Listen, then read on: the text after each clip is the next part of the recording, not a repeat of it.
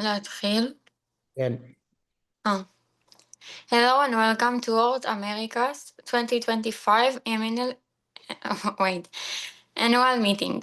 My name is Noya. I'm in grade 11 and I'm from Rabin School in Kiryat Yam. But right now I'm in sunny Phoenix, Arizona, as part of our trip made possible by you. Hi, I'm Dexter. I'm in 11th grade. I'm from Far Silver School and I live in Netivot. It's in the north. Oh, my bad, in the south. I'm also in Phoenix. We'll be back later in the program to tell you more about why we are here and how important this trip was for us. So stay tuned.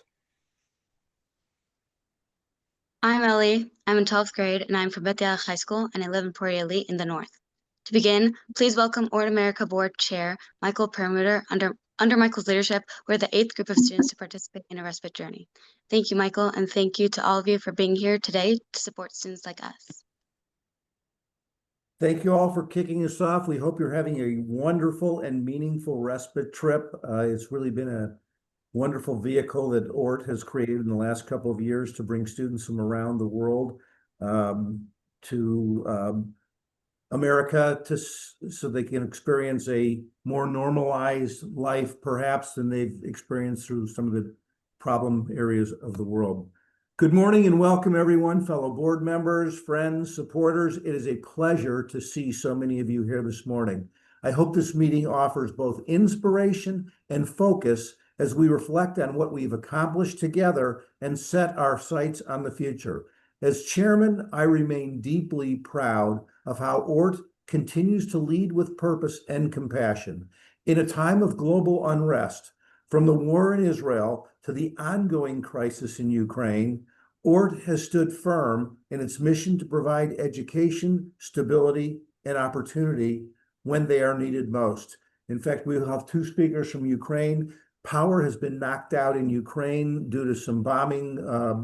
Either was last night or the night before. They're on limited electricity, so we were going to try to move the agenda around to move them up in the program, and we so welcome them here. I heard them in Paris last spring, and their remarks will be compelling.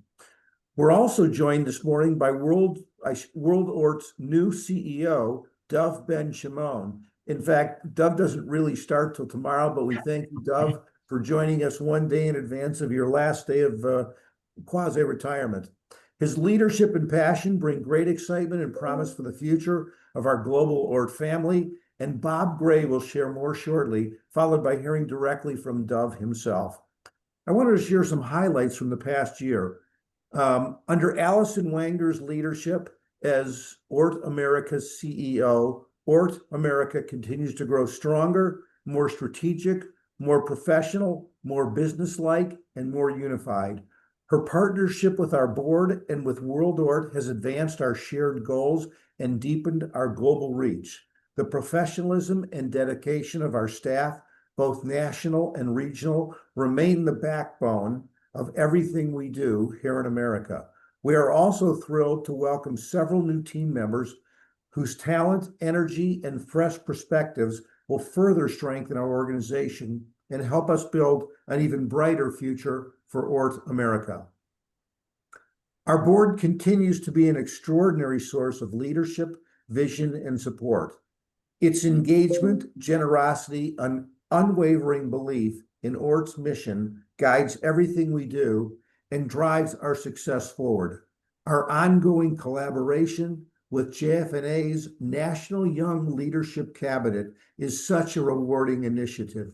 We are joined on the call today by several of our current cabinet observers who represent the next generation of Jewish philanthropic leadership.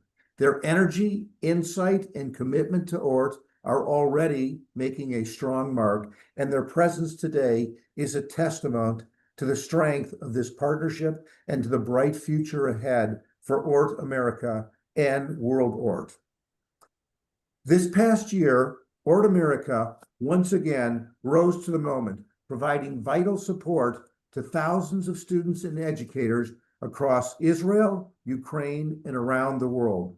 Throughout our collective fundraising efforts, we have been able to fund scholarships, enhance technologies, strengthen security, and expand mental health services. These achievements are a direct reflection of your generosity, leadership, and unwavering belief in ORT's mission. My wife, Sherry, and I had the privilege of joining the mission to Panama earlier this year, where we visited ORT School and met with students participating in the summer ecology program deep in the rainforest of Panama. It was an incredibly meaningful trip for us to witness firsthand the impact of ORT's work, the confidence, curiosity, sense of purpose, and friendships that these young people displayed were truly inspiring. Seeing how ORT empowers students to explore, learn, and lead in such unique settings reaffirms the profound importance of what we do every day. We continue to prioritize emotional recovery and mental wellness for students in Israel in the aftermath of October 7th. Through expanded counseling programs and ongoing journey to renewal respite trips, like the young people we heard from this morning, students are finding hope, strength, and healing, in fact, as we speak. Following this year's remarkable mission to Panama, our community continues to connect with ORT's work around the world. This upcoming year, we look forward to coming together in Vilnius, Lithuania in May 2026 for the World ORT Council of Representatives meeting, an opportunity to celebrate our shared achievements, meet educators and students from across the network, and see firsthand the power of ORT's global reach. As we look to the year ahead, our priorities are clear. Deepen our donor engagement and expand our national presence. Also, continue investing in innovative education and emotional well-being to ensure that every ORT student can thrive. In closing, I'd just like to say everything we have achieved this past year, everything we will achieve going forward, begins with the people in this room and on this call. Your leadership, generosity, and dedication are truly the driving force behind ORT's success.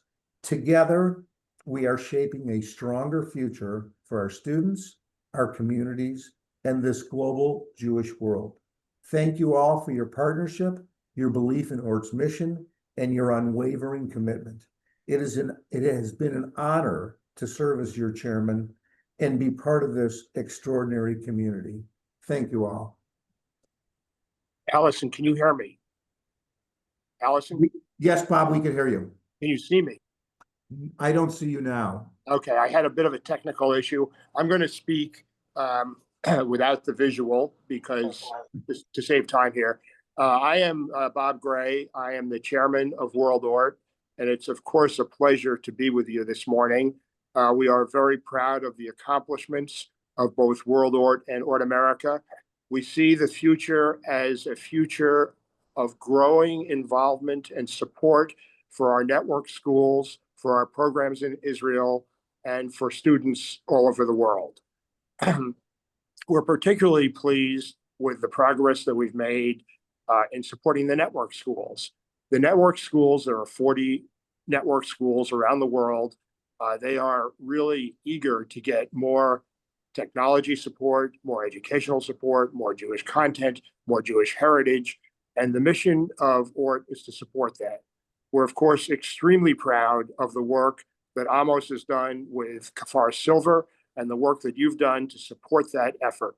Kfar Silver is a model school, and we look forward to Kfar Silver and Kadima Madah continuing to prosper with your generosity. Just a word about the future. We have a new CEO for World ORT, Dov Ben Shimon. We are very, very pleased to have Dov with us. He starts tomorrow morning. He'll be meeting with our executive committee tomorrow morning, first thing, and we'll start to define the future. We're also very, very pleased that Dov will be working directly with ORT America and World ORT at the same time as we continue to strengthen the ties between the two organizations. I firmly believe that the future of ORT and the wonderful programs that ORT supports is directly tied to that relationship, the ORT America and World ORT relationship. The fundraising countries around the world have done their yeoman's chore. They have survived, they have supported us throughout the years, and they will continue to do so, and will continue to strengthen those relationships. But the ORT America World ORT relationship is unique and will continue to be unique and will be defining for the future of ORT. So I am very pleased that Dov will be working with both organizations. Let me just tell you a little bit about Dov's background so that you have the full understanding of the capability that he brings to our organizations. Dov was born in London. He went to, I believe, Jewish day schools, so the yeshivas, while he was growing up in London. At 18, he made Aliyah, joined the IDF. I was in the IDF. I think he was a medical corpsman, if I have that correctly, essentially correctly. And he stayed in Israel for a number of years, got educated in Israel, then moved back to the United States, where he's had a succession of significant roles in the Jewish communal life. Most recently with Metro West, a large federation in the United States, also with a Joint Distribution Committee. Those are just two among his very strong achievements. So with that, let me welcome Dov, and I believe turn the next comments over to him. Thank you, Bob. Good morning, everyone. Thank you to Michael for your support, and my colleague Alison, and to all of you for your leadership and dedication and commitment. I'm honored and grateful to be with you this morning to celebrate ORT America and its life-changing work. So as Michael and Bob said, I am precisely 1 day before the jobs, technically still on the launch pad, minus 23 hours to ignition. So if anything goes wrong this morning, we'll call it a systems test and we'll be fine. But let me first share with you a Dvar Torah, a very quick thought on this beginning, because new beginnings are a good opportunity for us to take stock and remind ourselves of the importance of ORT's work. Since it's the beginning, Bereshit, I want to share a thought about the tree of knowledge, Etz Hadat Torah. A quick reminder for those of us catching up. God places the first man and woman in the garden. They can eat the fruits from all the trees, but not from the tree of the knowledge of good and evil. When the Nachash, the serpent, persuades the woman to eat from its forbidden fruit, and she also lets the man taste it, God throws them out of the garden. I've always been fascinated by the tree. There's a commentator who calls it the most misunderstood tree in history. Admittedly, the list of historic and understood trees in history isn't that long. Maybe the barb prison tree in Australia, maybe the cotton tree in Sierra Leone. Anyway, back to our tree. If you don't know the difference between good and bad behavior, is it really fair to understand what happened with our tree for getting punished if you didn't know it was bad? There are lots of commentaries that see the entire tree of knowledge story as a trap, or at least something designed to make humans fail. But also, some things are preordained, while other things are tests. Sometimes we're tested so that we can learn about who we are and what we can become. But sometimes we're tested so that those around us, or those who come after us, can learn from our experience and wisdom and history. There's a lesson in humility and being satisfied with what God's given you. You don't need to sample from the tree because what God told you to do should be enough.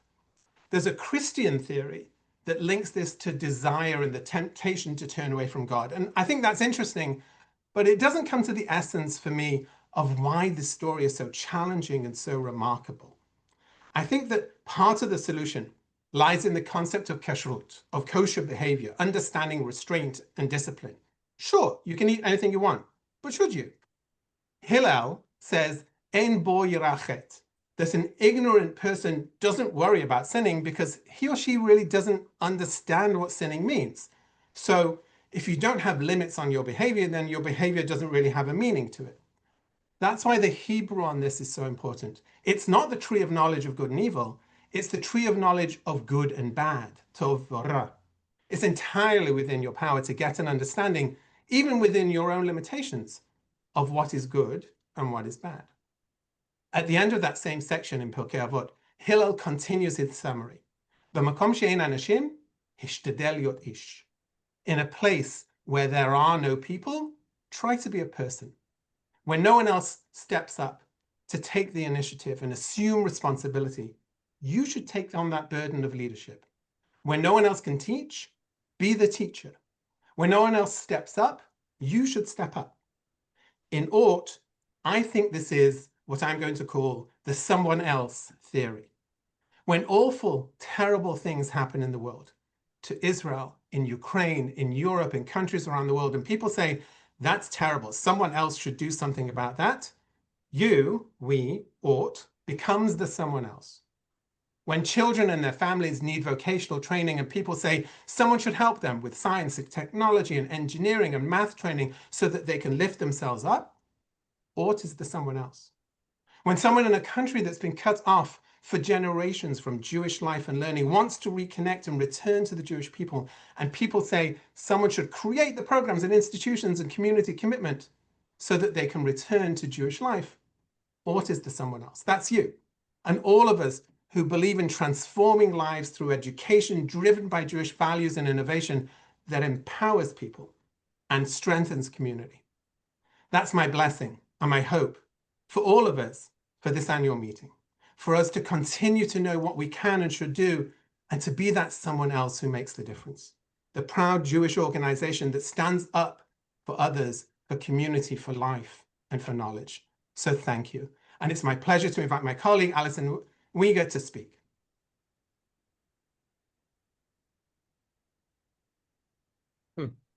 You're on mute. Allison, you're on mute. Allison, you're on mute. Thank you, Dov. I'm so excited for this next chapter and inspired by the vision, energy, and sense of purpose you will bring to ORT.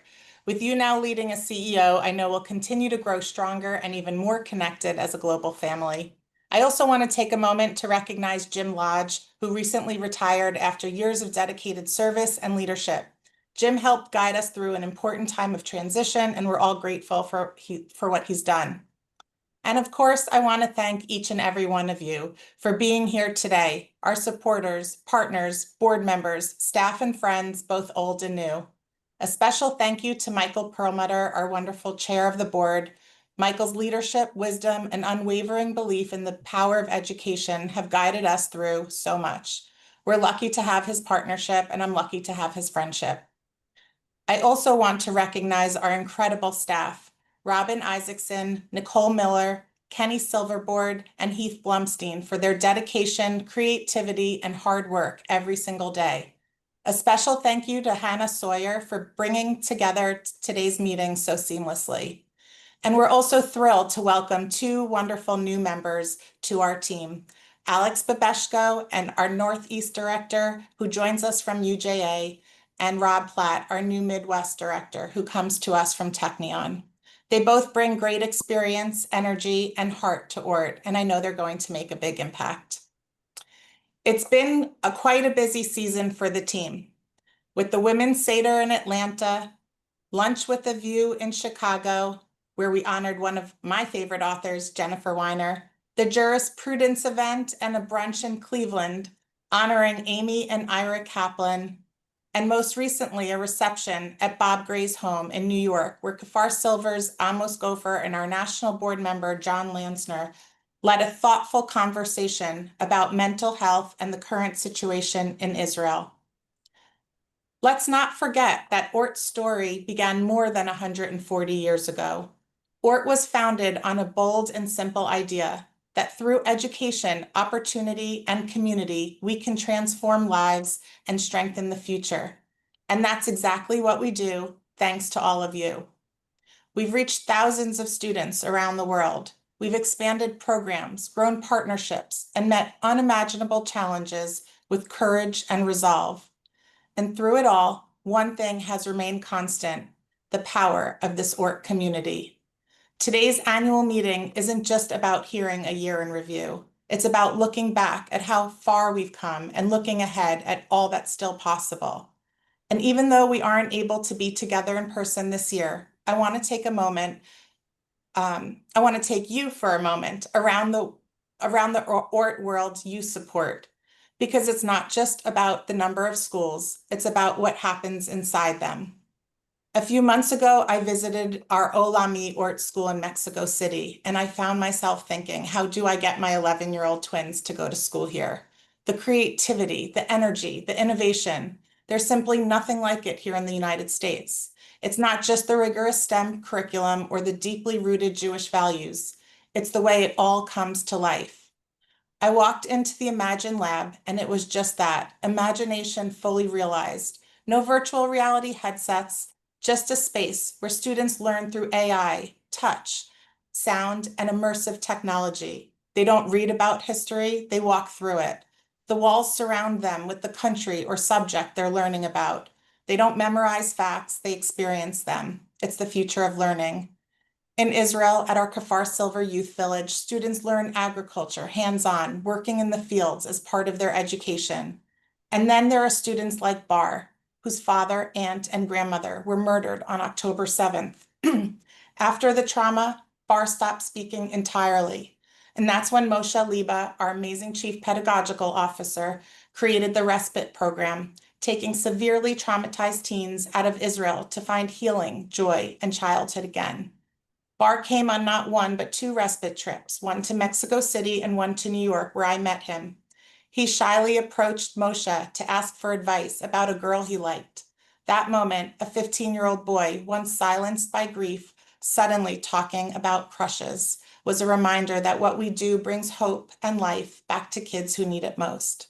We'll hear more from Moshe and students who are currently on a respite trip in Arizona. In Panama, we met students from across Latin America and Israel participating in our summer ecology program. Living in the rainforest, they couldn't stop telling us about the massive ants, they are huge, and the friendships they formed. One Israeli student told me how meaningful it was to share Shabbat traditions with peers from across the Jewish world and to learn theirs in return. In Bulgaria, at our ORT school in Sofia, I watched students dance and sing in Hebrew, over half of them not Jewish. Can you imagine a better world than one where non-Jewish students grow up proud to learn Hebrew, to celebrate Jewish culture, and to stand beside their Jewish friends? As Michael mentioned at the World ORT Council of Representatives meeting this past May, we watched Luann Smolin moderate a panel of our teachers, and I saw one teacher break down in tears, describing how deeply meaningful it is to be part of the ORT family. That's what ORT creates in classrooms and labs, on farms and in rainforests, in song and in silence, in joy and in the deepest moments of pain and recovery. We are not just a network of schools. We are a family, a lifeline, a community that shows up when it matters most. Because when you give to ORT, you're not just supporting a school, you're funding futures, you're giving a child their voice, a teacher the tools to inspire, a community the strength to rebuild. Let's continue to dream big. Let's continue to build boldly, and let's continue to do it together. Let's take a moment to watch a video about ORT, a glimpse into the incredible work happening across our global network and the lives we're changing together.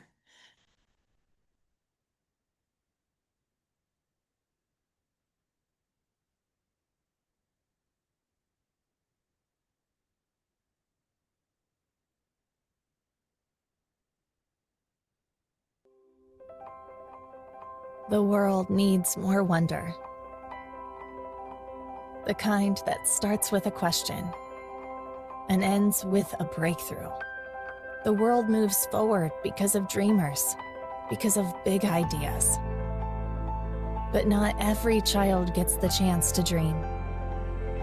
If it wasn't for ORT, many wouldn't have the opportunity to dream big.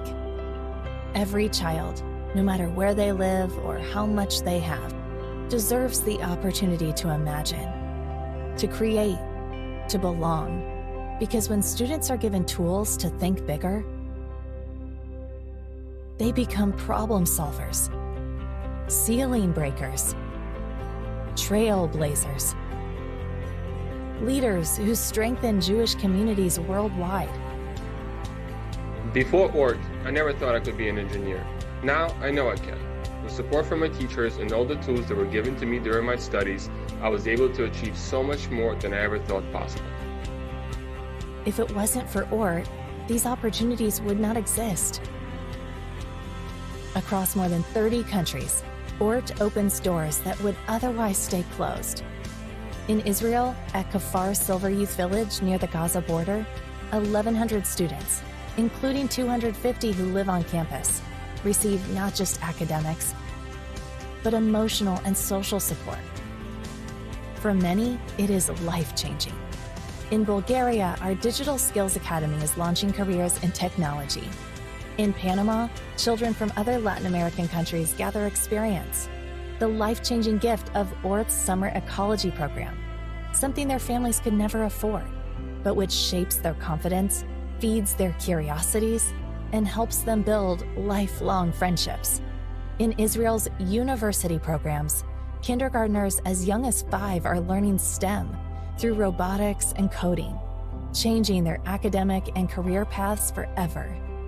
Across Europe, Latin America, South Africa, and beyond, ORT is a lifeline, helping children embrace their Jewish identity and build stronger Jewish communities.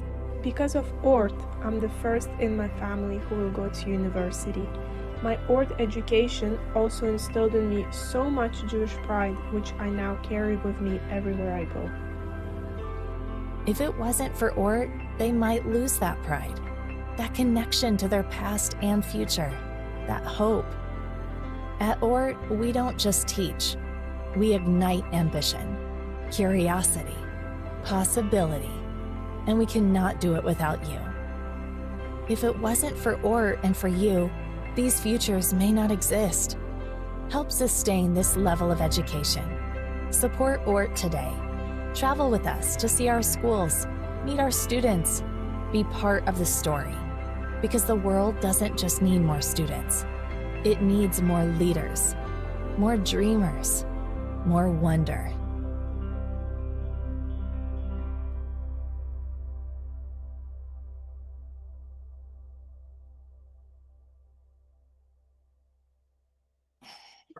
I also want to take a moment to thank Bob Gray for his ongoing support, and what you just saw was possible because of his support. So thank you, Bob. Thank you. And rather than just hearing all of this from me, we've brought Mexico City, Israel via Arizona, and Ukraine to you. As Michael mentioned, unfortunately, Ukraine's 2 largest energy companies reported yesterday that Russian forces' overnight strikes caused a complete halt in thermal power generation across the country. The companies described the damage as unprecedented, confirming that all thermal power plants have stopped operating after simultaneous strikes on multiple sites. We have stopped. Now there's zero generation, zero. We have lost what we were restoring around the clock completely. As a result, Anna and her students currently have very limited access to power and electricity. So please bear with us and them as they do their best to stay connected. Anna Micharina, Odessa ORT Center Director, ORT Ukraine R&D Manager, and one of our computer science teachers at ORT Odessa is joined by her 11th grade students, Alyssa and Leora. We'll begin their presentation with a video.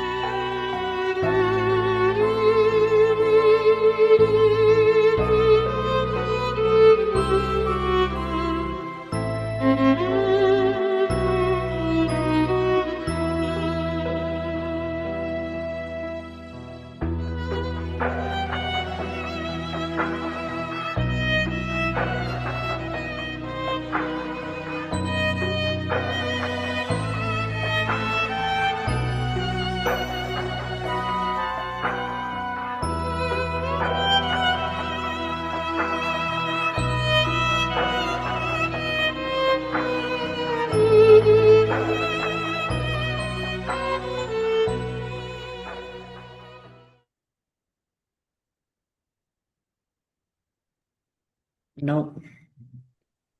Hello, maybe I will start our short story. My name is Anna. I was born in Odessa. I spent all years of this war here in my native city. I work in ORT Jabotinsky Lyceum and would like to tell about the situation, how we work, how we teach, and what we think about the future. As you can see in this video, the school has continued to operate and didn't stop the educational process even at time of air alerts. When the staff and students are in shelter, we are trying to continue educational activities. You can see the Shabbat provided in our shelter. Over the past 3 years of war, our school community has faced extraordinary challenges. Our building is very close to Odessa Port Sea, and this is the risk for every teacher and every student of our school every day, because it's a lot of strikes there, and it's building very old, and so it's different difficulties for us. The opening of the school's shelter in December 2023 was a great event for us, because before this, for 3 years, we stay at home and have only the distance learning. After that, this shelter was equipped by the help of our good friends, the Baltimore Federation, and gave to all students and teachers opportunity to return back to school. Thanks to this, now we conduct our lessons not only online, but also we teach students offline. 52% of our students are studying offline. We also propose education to students who go out from Ukraine and they can continue their education here. We have a lot of students and teachers who came to our school from the war zones like Nikolaev, Kherson, Donetsk, and also we have families who moved to Israel at first years of war and then returned back to Odessa, and we are welcomed them into our school's family. From the beginning of war, we received a lot of help from people all over the world, and the significant part of this support came from ORT America. Also, for today, ORT continues to help 7 Jewish schools and communities in Odessa, Kyiv, Bila Tserkva, in Chernivtsi, Zaporozhye, and Dnipro by delivering emergency assistance, providing access to education, food, transportation, medical equipment, and mental health support, because it's extremely needed to all of our teachers and students now. For today, we have a lot of problems. As you can see, we have no electricity for many hours, and this is not only today, because the situation, every day we have attacks for our energy system in Odessa and in other cities of Ukraine.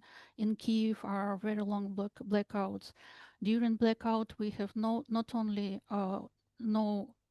we have no electricity, but we have no water in the buildings. We have no opportunity to switch off the heating, and that's why it's this winter will be very, very hard for all of us. Then the first long blackouts appeared or provide our school with the generator and with the power stations and power banks and warm clothing to our students and teachers.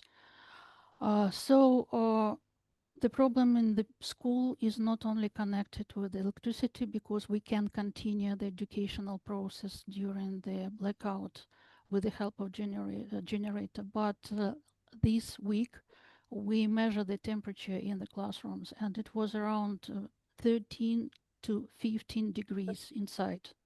Because of this, next week our secondary and high school students will stay home and study remotely. Only students from primary school, where the temperature is warmer, will attend in person our lessons. So the situation is extremely hard. We are very tired and we have no forces, but we understand that our work is very important for the future generation of Ukrainians, children, for the Jewish community in Odessa. After a sleeping night, we go to the classroom, we support our students, we understand that we need to do this. And this is happened only because we understand that we can receive support, like for many people all over the world take care of us, and we believe that this will help our children and will help us to move forward. I'm happy to that today two of my students from 11th grade, Alisa and Leora, can participate in our meeting.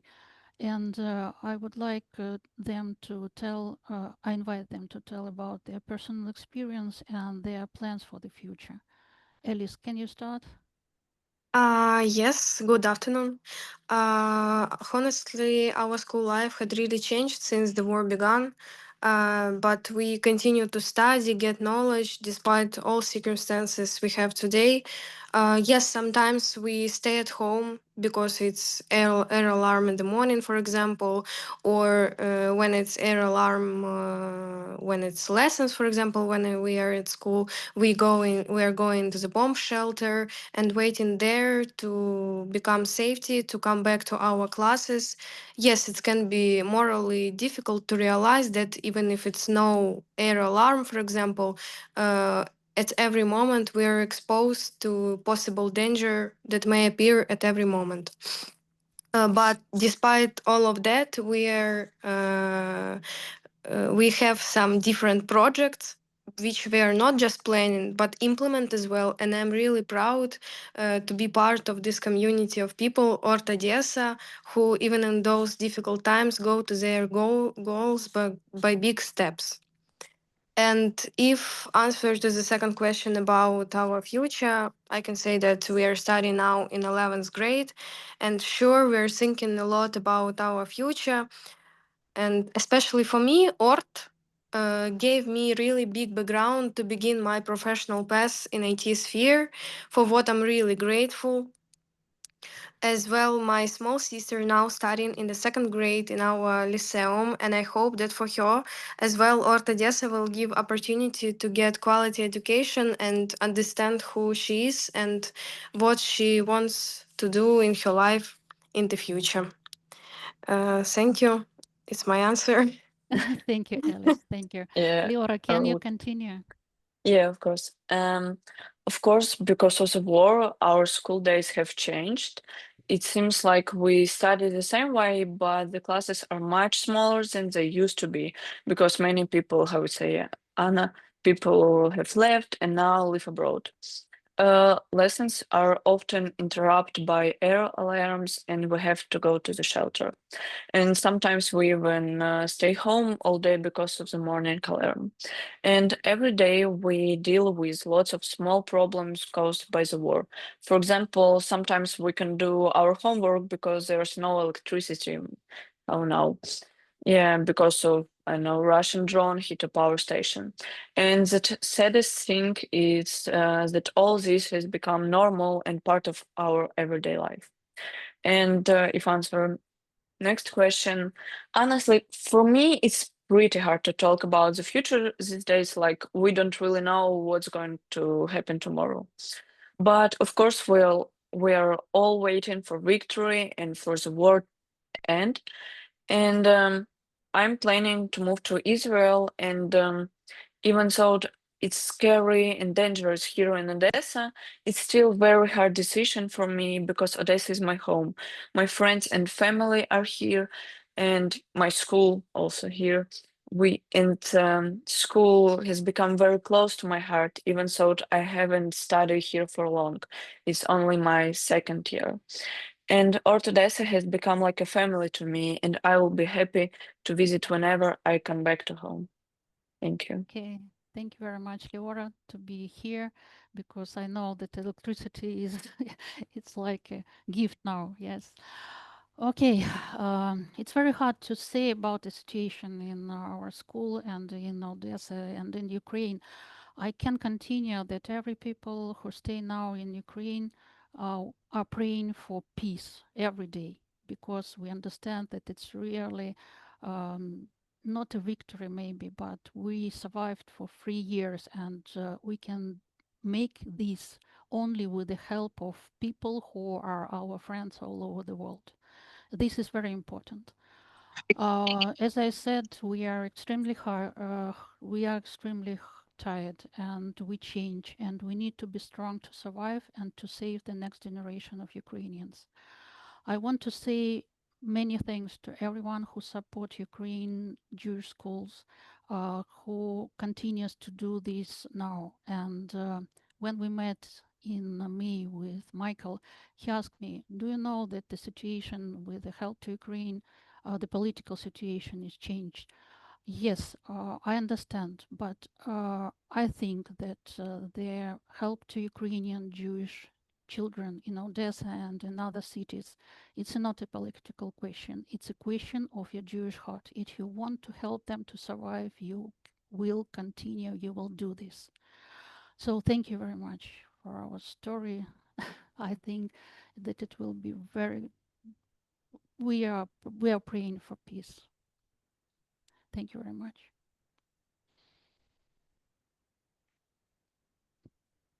Anna, Liora, and Elisa, and all of our students and colleagues in Ukraine, thank you. We stand with you, and we remain committed to doing everything we can to continue meeting your needs during these incredibly challenging times. And thank you so much for joining us today. I know it was very difficult and not easy. Thank you very much. Next, you'll hear from Orly Picker, Academic Director at Colegio Olami ORT, and Moises Solenis Flightman, President of Universidad de ORT, Mexico.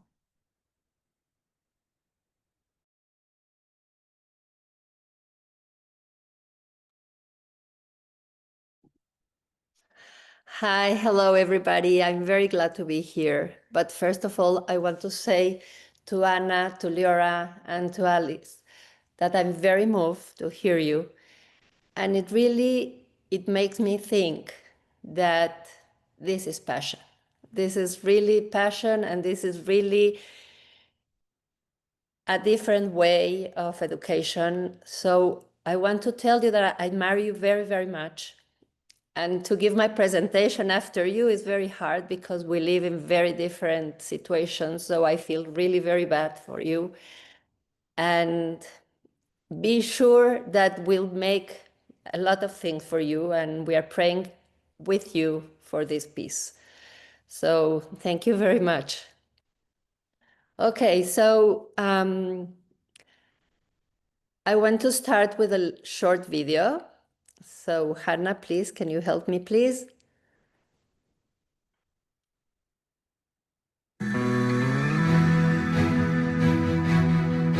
Para los creativos, los curiosos, los estrategas, los deportistas, los atrevidos, los que quieren cambiar al mundo, impactar en su entorno y ayudar al prójimo, los que celebran su judaísmo y quieren conocer y vincularse con sus raíces, para los que creen en el cambio, para los que quieren conocer el mundo y pertenecer a una red global presente en más de 30 países, y aprender con expertos de las mejores instituciones, para los que se preocupan por su bienestar, los que sueñan en grande y los que piensan fuera de la caja, para los que quieren trazar su propio camino.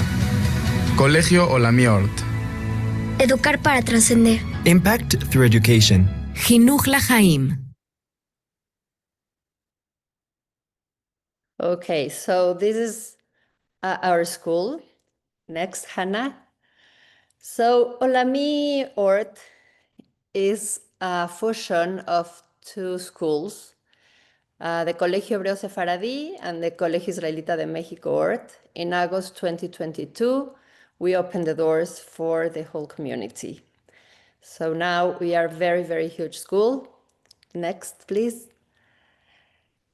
Okay, so Olami ORT now has 1,150 students, more or less, from preschool through high school. And of course, the DNA of our school is the Jewish identity, always infused with Tikkun Olam. And this is reflect in specific projects with social action that create an impact on the school, on the Jewish community, on Mexico, and of course, Israel. We have been part of ORT network for approximately 12 or 13 years, and we are very, very proud of it. Our methodology is project-based learning, and we offer a highly enriched program of workshops and elective academic courses designed to help students discover their strengths and learn also about the areas that they not appeal to them. Next.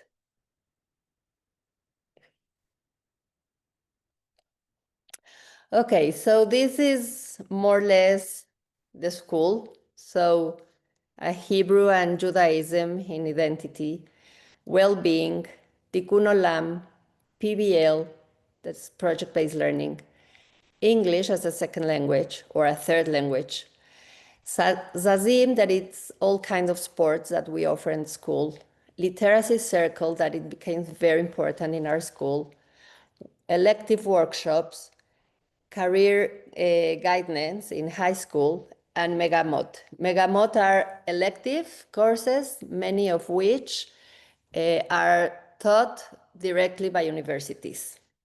Okay, next. So in our Jewish identity, for us is very, very important, as I told you, is the DNA of the school, and is nurtured in very dynamic ways through experiences that touch students' hearts and help them feel part of a nation, connected to its history, traditions, culture, and values, which are expressed through various Tikkun Olam initiatives. We are a very Zionist school, and as part of this vision, Hebrew is taught not only as a language, but also as a living expression of our culture and heritage. So it takes a lot of part of the curricula at school. Next. And it's very, very important that it will be with a very meaningful learning through cognitive, affective, and all kinds of experiences that make close to them the Jewish identity. Next.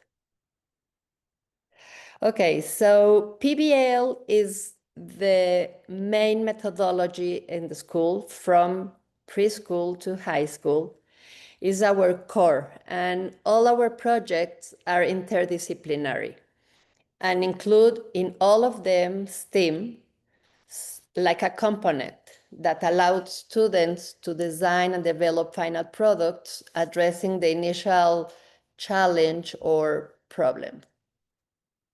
Next, Hannah, please. So this is the preschool kindergarten, and it's a very interactive kindergarten. We have a fusion of Montessori and PBL, and that makes a very, very powerful methodology and a very interesting and lively way of learning. Next one.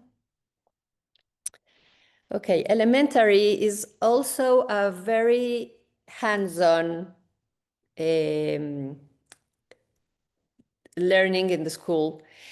And the children from this age, they begin with STEAM. They make all kinds of Tikkun Olam experiences.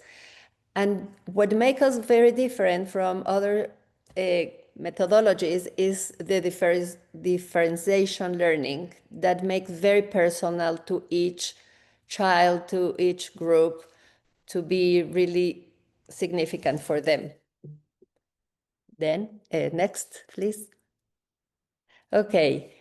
This is in the middle school and high school, we have implemented classes without walls, fostering students' autonomy and time management skills and encouraging them to take greater responsibilities for their own learning.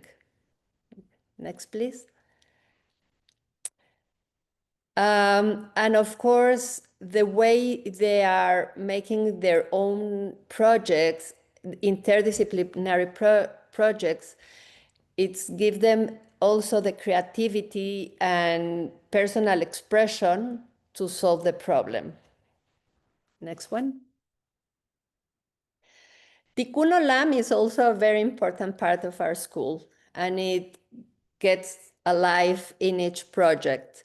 So it represents our commitment to making the world a better place and to teach the children the responsibility for them, for next generation, and for their own future to make it a better place. Next one. So also innovation, it's very important in our school. So we're trying every day and in every project to develop academical, technological, and artistic projects that they are guided by sustainable and innovating approach. Next. Our well-being department is also very important at school, and we try with the association of other organizations to give like a global awareness for the children with it's with me and with my world, with my school, and with my community, and with myself, of course. Next one. We are a certified inclusive school with a department composed of therapists who provide one-on-one support to students with disabilities, and they also work inside the classrooms to ensure follow-up, promote inclusion, and guide teachers in implementing the necessary adequations. And this year, we are just launching a new, very, very new program for gifted children. And we're designing to nurture their potential and provide them with a space for growth and enrichment. So we're just starting this year. So this is more or less the whole school, but I want to show you the last video so you can have a full vision also of the technology through all what I was speaking about.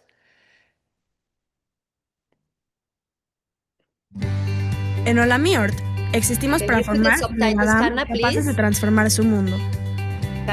Proyectos que impulsan un aprendizaje con propósito, desarrollo del pensamiento crítico, tecnología que fomenta la colaboración y personaliza el aprendizaje, preparando a nuestros alumnos para el futuro.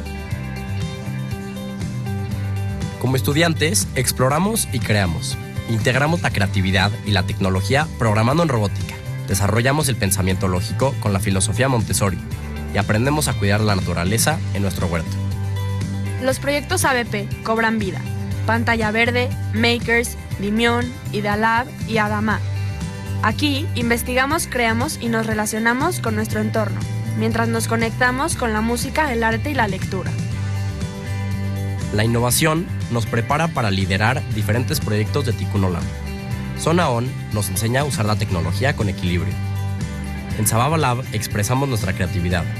Imagine Lab y los laboratorios nos fomentan la curiosidad por experimentar. Programas como la Mi Innova y Fórmula 1 nos permiten presentar nuevas ideas, emprender y transformar realidades. En cada etapa, crecemos como personas íntegras, creativas y conscientes. En Hola Mi ORT nos preparamos para trascender y transformar el futuro.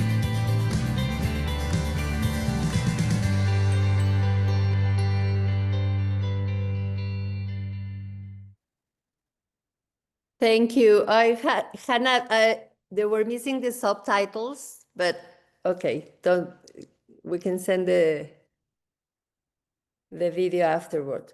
So this is it. Thank you very much. And thank you, ORT, again and again for your support, for being part of it, and for giving us such opportunities. Thank you very much.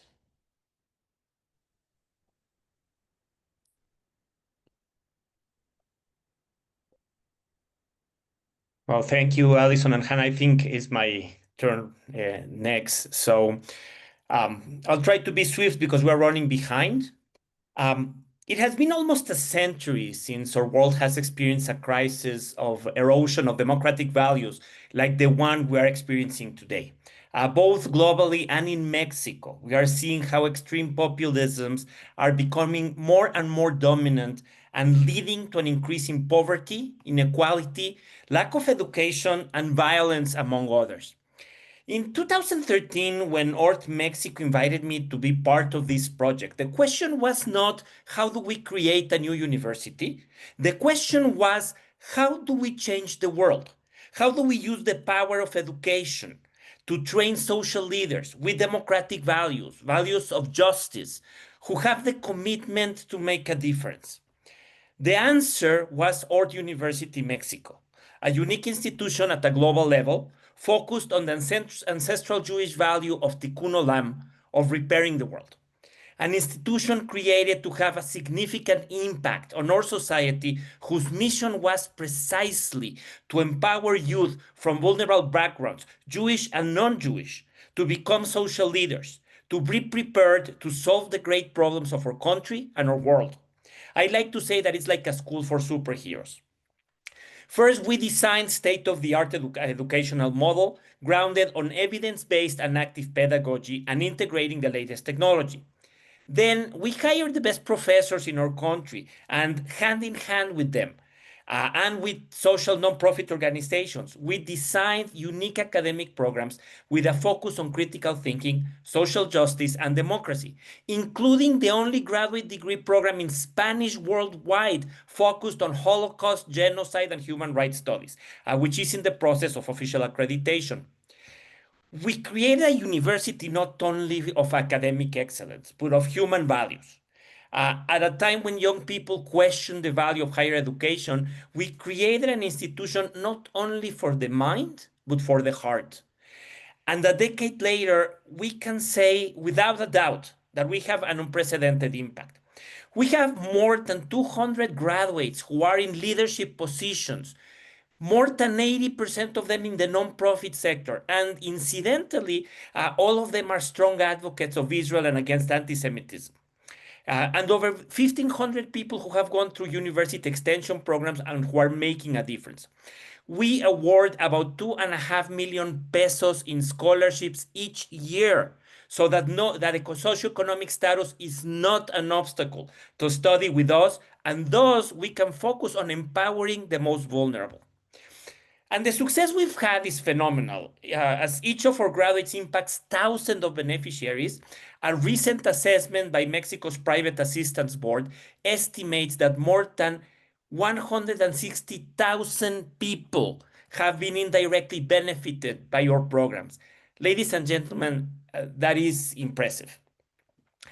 That is why we have received numerous awards and recognitions from organizations such as the Balleres Foundation, United Way Mexico, USAID, and even the United Nations. Ganar Ganar magazine, the top ESG publication in Mexico, recognized us as the #1 in the ranking to study social responsibility careers. And just recently, I'm proud to say that we were ranked on the top 5 institutions in Latin America by Financial Magazine for social change programs. But nothing makes us prouder than the achievements of our graduates. So I want to steal 3 more minutes from your time to listen directly from the mouth of one of our graduates, Braulio Pegueros. Braulio came out of the deepest poverty. As a child, he was a scavenger on a landfill on the outskirts of Mexico City. And now, thanks in part to the scholarships and training provided by ORT, he's in an executive position in Dibujando en Mayana Foundation. So without further ado, Hannah, if you can go ahead and play the video from Braulio. Thank you. Buen día a todas y todos. Mi nombre es Braulio Pegueros, licenciado en Administración y Responsabilidad Social, orgullosamente egresado de la Universidad ORT. Pero el camino para llegar a ser un profesional no fue fácil, les cuento. Mi padre era tallador de muebles y desde los 8 años lo tuve que ayudar. A pesar de que era un buen empleo, el alcohol lo llevó por un camino sin futuro. Para apoyar a mi familia desde pequeño vendía dulces, paletas, helados y llenaba bolsas de tierra Pómex. A los 10 años empecé a trabajar en el tiradero de basura, donde se destinaban los desechos finales del terremoto del 85. Esta parte de mi vida fue dura y cruel. trabajar desde muy temprano hasta el mediodía para después ir a la escuela y así soñar que un día podía ser un profesional y comprar una casa a mi madre. A veces debía viajar sobre la parte alta del camión, lleno de desperdicios, y soportar para no caer con los escombros. Es difícil de imaginar que unos niños de 10 años pudieran estar trabajando para poder comer. Pareciera de película. Un día encontramos 2 manos y una cabeza humana con joyería. Mis compañeros me decían que se la quitara, pero a mí me daban miedo los muertos. A los 16 años me junté y a los 17 nació mi primer hijo. Se mezclaban sentimientos encontrados, alegrías por su nacimiento y la preocupación de que no tuviera yo con qué darle lo indispensable. Trabajaba con una carreta de basura jalada por un caballo. Salía de casa a las 5 de la mañana para recorrer kilómetros y regresar hasta la tarde. Comía lo que encontraba entre los desperdicios para poder llevar algo a la casa y así logré darle a mi hijo lo indispensable. Mi esposa decidió estudiar enfermería, entonces empezó otra etapa de mi vida y trabajar más duro para poder apoyarla. Cuando mi esposa terminó la carrera, le comenté que era tiempo de que yo empezara a estudiar. Una semana después de esta plática, una fundación en mi barrio abrió una prepa abierta. Para mi sorpresa, al llegar a casa después del trabajo en la carreta, mi esposa me comenta: ya estás inscrito a la prepa abierta. Mañana inicias y una fundación pagará todo. Así volví a iniciar mis estudios de preparatoria. Yo trabajaba y estudiaba, y un maestro, cuando no llegaba, yo daba las clases a mis compañeros. Así me conoció una fundación y me ofreció trabajo como profesor de educación física. De esa forma dejé de ser pepenador y empecé mi etapa laboral fuera de los tiraderos de basura. Recuerdo a un exalumno que me dijo un día: profe, ¿se acuerda cuando usted decía que si pudiera cambiar a 2 personas se daría por bien servido? Pues yo soy uno de esos 2. Esas palabras me hicieron saber que mi camino era el correcto del tercer sector. Después de varios trabajos, empecé como voluntario en la Fundación Dibujando el Mañana, en el cual me ofrecieron trabajo de almacenista y acepté. Tocaba la parte en la que Dios me había permitido tener tanto y ahora me tocaba llenar de dicha y ayudar a los que me rodeaban. En el camino he tenido muchas dificultades y accidentes. Tal vez tengo algo que hacer en esta vida que no he descubierto, pero me siento contento y disfruto lo que soy. ORT me dio la oportunidad de terminar la carrera de Administración y Responsabilidad Social con una beca al 100%. Hoy soy gerente de inversión social en una fundación llamada Fundación Dibujando el Mañana. Mis hijos también han terminado una etapa importante. Ismael tiene la carrera técnica en música y trabajo social y trabaja en una organización de la sociedad civil. Y mi hija es licenciada en Derecho y trabaja en el Poder Judicial Federal. La meta no ha terminado. Apoyo a personas pepenadoras con becas para que terminen sus estudios. Pronto podré retomar mis estudios con un posgrado. Siempre he pensado que es bueno ser grande, pero es más grande ser bueno. Gracias, comunidad ORT.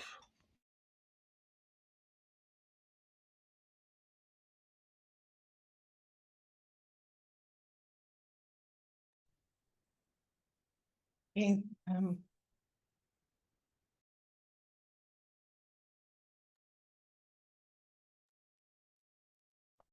with every new student I hear, I continue to be inspired by their resilience and determination, and it reinforces why our work matters so much. Now please welcome Moshe Liba, Chief Pedagogy and R&D Officer at Kadima Madeh, along with Eli, Victor, and Noya, who are Israeli students currently on a respite trip in Arizona. Thank you, Alison. Thank you, everybody. I'm very excited to be here from Phoenix, Arizona. So over the past 2 years, our work in Israel is focused on one central mission: building resilience. Since October 7th, we've been supporting students, educators, and family in the hardest hit communities, helping them to find strength, connection, and hope amid unimaginable changes. In the first year after October 7th, we worked in more than 50 evacuation centers and schools, bringing learning, creativity, and emotional support to children who lost their homes, friends, and sense of security and safety, K-12. Since then, our efforts have expanded to over 20 municipalities and 40 schools and community centers, reaching more than 7,000 students throughout every year to workshop, creative project, and therapeutic educational projects. Within that broader framework, the respite trips were born, a small program with a deep emotional impact. Each trip brings together a group of teens from the most affected areas, accompanied by professional therapeutic staff for mainly 2 weeks of healing, reflection, and a connection with caring Jewish communities abroad.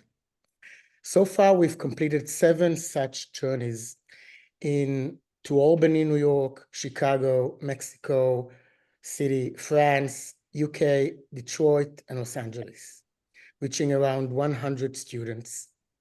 And now we are here in Phoenix for our 8th respite trip. The Phoenix community has opened its homes and hearts, creating moments of comfort, friendship, and belonging that our teens will carry for life. And here I want to thank Heath Blumstein for hosting us here in Phoenix, to Hannah that hosted us in Detroit, to Nicole that to Hannah in Chicago, to Nicole in Detroit, and to others, and of course, Allison, Dana, Shell, and all the ORT America staff who did amazing work throughout those years, and of course to ORT Mexico, ORT France, and ORT UK when we were there. Those trips don't replace what the state provides, they add something uniquely, which is ORT. The human bridge between young Israelis in pain and Jewish communities around the world who refuse to look away. This is, I think, what makes us a huge international Jewish network. In a moment, you'll hear from the teens themselves, some of the teens who are with me here. As you listen, please remember behind every story, it's not only trauma, but extraordinary resilience, courage, and hope. Every one of these trips is an investment in their healing, in our shared Jewish future. So thank you for making it possible. And I want to introduce our amazing 3 out of the 10 who are with me here, together with our therapeutic staff. So we have Noya, Victor, and Ellie. So first of all, so we'll get understanding. So I'd like each one of our amazing youth here to tell us why they're on this specific respite trip in Phoenix, Arizona. Sorry. So Noya. I'm here because my brother Osher was serious injured when he's fighting Gaza before here. Thank you, Noya. Victor? I'm here because my close friend got killed on 7th October, and also because on 7th October, terrorists were near my town. Yes. Victor lives in Netivot. It's in the Gaza envelope. And Ellie? I'm here because my brother Aviel fell in Gaza in January of this year as a part of Nahal. Thank you, Ellie. And Noya's brother was still in the Golani Brigade. Okay, so now we've started our respite trip here in Phoenix exactly a week ago. So we're halfway. This is a 2 weeks respite. So I would like each and every one of you to tell us what's your most profound moment, or what's your most meaningful moment you had during the past week. What was your most challenging moment, and what was your most fun moment in the past week? So, Noya? I think the challenge moment, it's been the panel when we,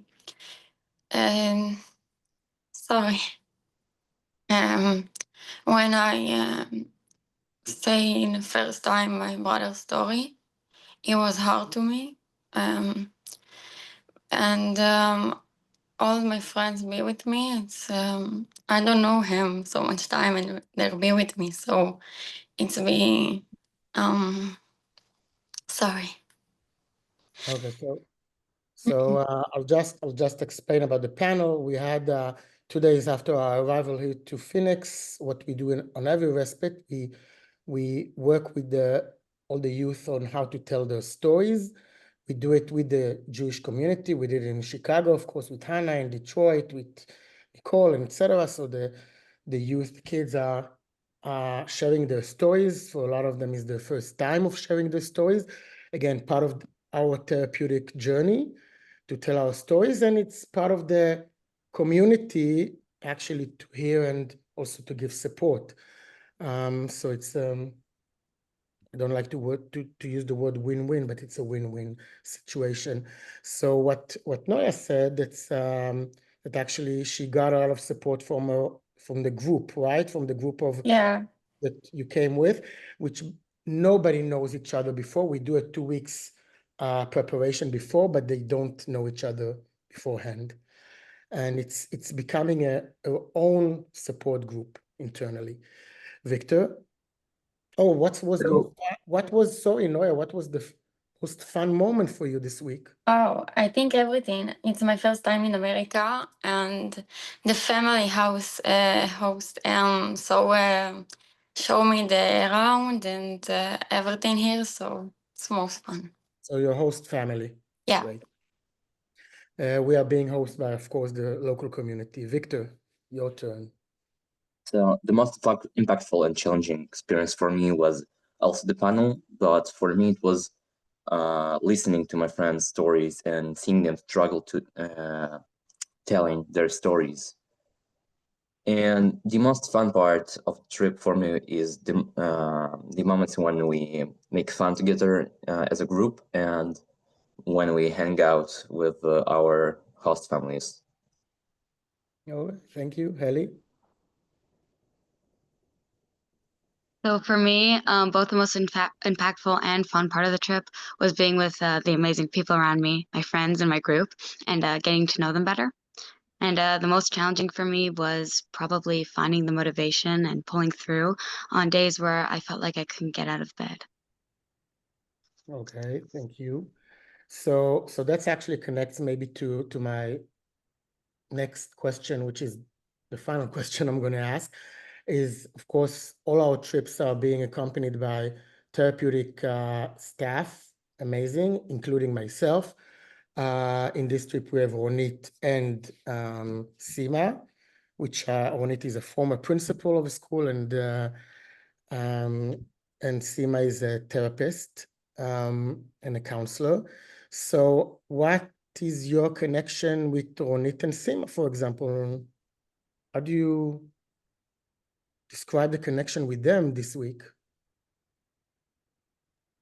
So for me, Sima and Ronit are basically like my mothers on this trip, like my home away from home, especially because we're together with the same host family. But as a group, they're always there for us, and they're always supporting us, both through the light and easy times and also the hard and difficult times. And so they're basically like our emotional backbone. And then Moshe here, he's the one that brings the positive energy and like the cheerfulness. Thank you. I try. Victor, Noya, do you want to say something else? So for me, Ronit and Sima are more like two extra friends that's funny to joke around and be together, but also like the kind of friend that's more open to like someone to be close to. Like if you need a hug, you can come to them. If you need tell them something personal, you also can come to them. And Moshe is, as Ellie said, just the one person who brings the joy and sometimes annoys us. Noya, thank you. I try. I think Ellie and Victor say everything, so I just want to support him and say Ronit and Sima and Moshe like a mother and father for us. They're always supposed us and be with us, so thank you, Moshe. Thank you all, guys. We love you, Ellie, Victor, and Noya, and the other, of course, the other 7 which are not here with us. So we are going now, after this, to have a full day with the Israeli Scouts here in Phoenix, to have an activity, and then to mini golf. So thank you, and back to you, Alison. Thank you, Moshe, and thank you for your vision and guidance from kindergarten robotics to respite, which continues to drive our work forward. And to Noya, Victor, and Ellie, and all of our students, your courage and perseverance inspire us. We'll continue to hold and share your stories so they are not forgotten. Now it's my pleasure to introduce John Levine, a national board member. John's connection to ORT runs deep. His mother, Marla, was also involved with ORT. John is not only a dedicated leader, but also one of the most thoughtful and engaged members of our board. His passion for ORT's mission, his steady guidance, and his genuine commitment to strengthening our community make him such an important part of our organization. We're so fortunate to have his leadership and his insight. John? Too kind, Allison. Thank you. I've been asked to speak about the 1880 Society. And for those of you who don't know me, Allison just provided an introduction. I've lived my life with ORT through my mother, but I'm very proud to be part of that. I'm also proud to be part of the 1880 Society. So when I joined ORT, nobody ever spoke of this. And frankly, I only learned about the 1880 Society probably in the last year. So we're going to change that. Please take a moment to look at the 1880 Society and its members, the generosity of this group, the leaders and supporters of changing lives every day. Something I hadn't had as part of my remarks, but we've all been through this program this morning, and we've heard from Anna, Leora, and Alyssa, and we've heard from Noya, Victor, and Ellie. These are mostly things we never visioned our program needing to deliver on. It's important what we're doing.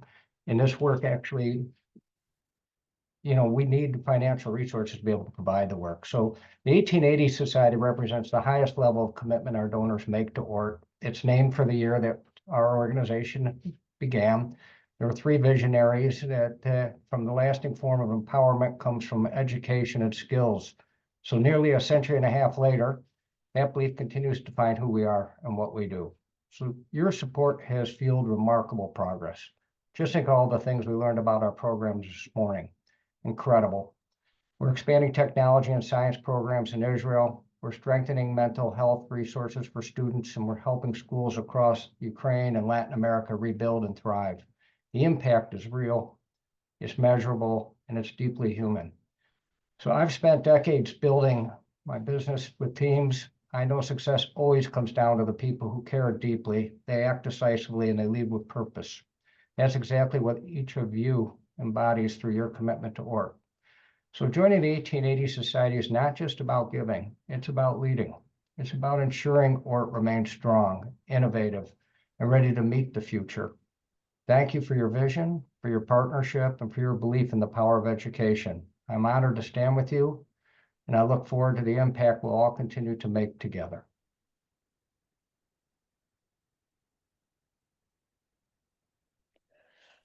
Thank you, John. I'm delighted to introduce Luann Smolin, not only an educator, chair of the executive committee, but also a friend. I've had the pleasure of getting to know Luann over the past couple of years, and I'm continually inspired by her insight, warmth, and the thoughtfulness she brings to everything she does. Her deep expertise in pedagogy and her passion for ORT's mission make her an invaluable voice in shaping our educational vision. I want to thank all of you for being with us, and here's Luann. Thank you so much, Allison.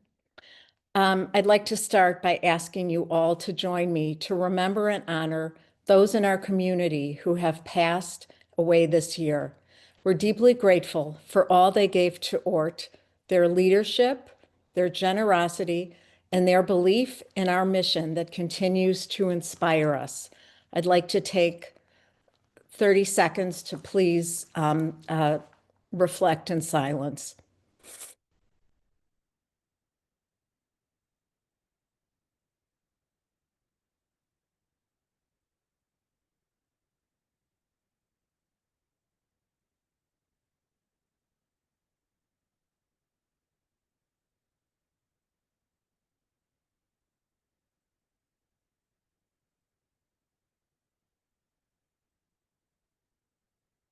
Thank you.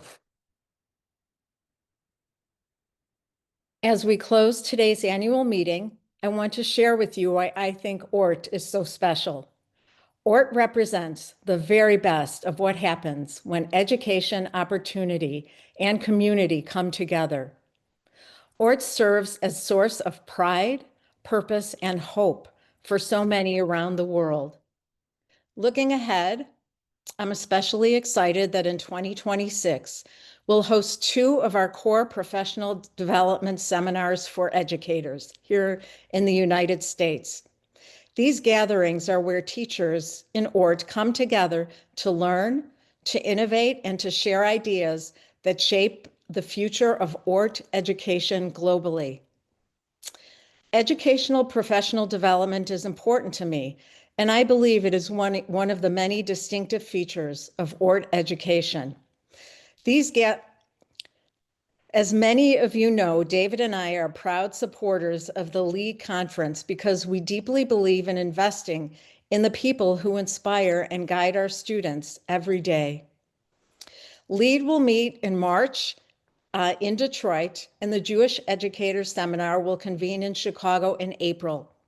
We'll keep you posted, and we invite you all to share in these meaningful experiences with us. Once again, I would like to thank you all for your partnership, your commitment, and your belief in ORT's mission. Together, let's continue to make an extraordinary impact. Thank you so much for being here today.